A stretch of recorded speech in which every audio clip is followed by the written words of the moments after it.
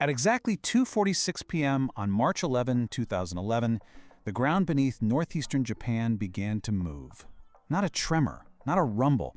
We're talking about a full-scale, planet-shifting convulsion, the absolute most powerful earthquake ever recorded in Japan's history. Inside the control room of the Fukushima Daiichi nuclear power plant, operators watched in complete disbelief as their instruments swung wildly off the scales. Alarms are screaming, and then the lights go out. Just 14 minutes later, all external power was completely gone, and a 40-foot wall of black water came roaring inland from the Pacific Ocean. What happened next would become the worst nuclear disaster since Chernobyl. But to really understand how this catastrophe unfolded, we've got to look back at the origins of a nation built on atoms. You see, following the Second World War, Japan lay in ruins. The nation was traumatized, desperate to rebuild, but it faced this brutal geographic reality. Japan sits on an archipelago with virtually no oil, no natural gas, and honestly, very little coal. So to survive, they made a fateful decision: to embrace the very force that had just devastated them. They launched this incredibly ambitious nuclear energy program just to provide cheap, abundant electricity. And for decades, this strategy worked perfectly. By 2011, Japan was running 54 reactors, generating a staggering 30% of the country's electricity. That included the aging Fukushima Daiichi plant, operated by TEPCO. Over time, this powerful safety myth really took root across the entire nation.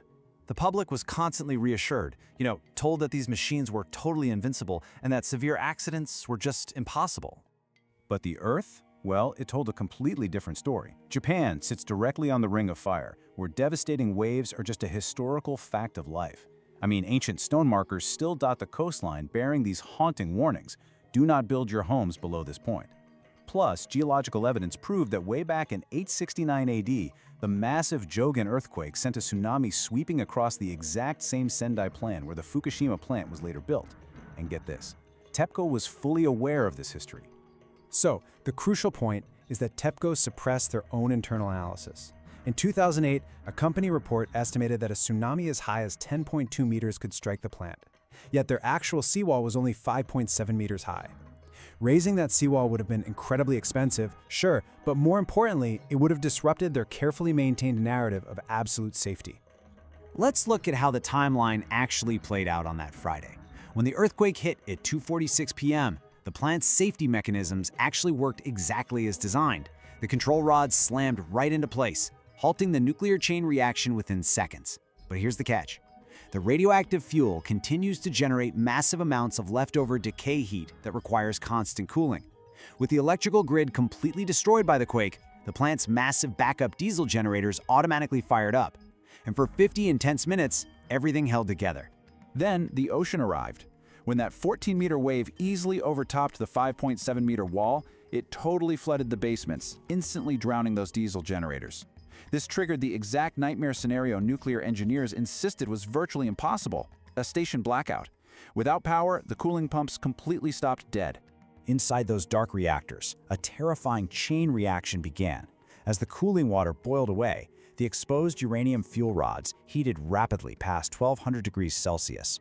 The superheated metals reacted with the steam, generating massive amounts of highly explosive hydrogen gas. Eventually, the fuel just melted down into this deadly, intensely radioactive mass of metal and ceramic called corium.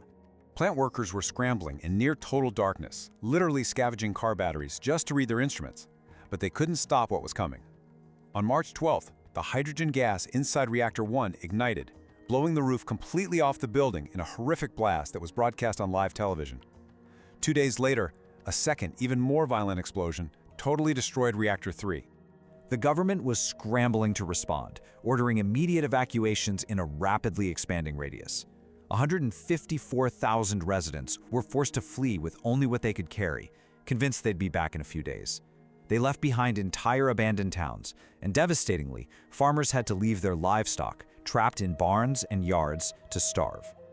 And the human toll extended way beyond just radiation exposure. The displacement caused this insidious secondary crisis. Families were torn from generational homes, leading to a tragic spike in suicides, stress-induced heart attacks, and untreated medical conditions.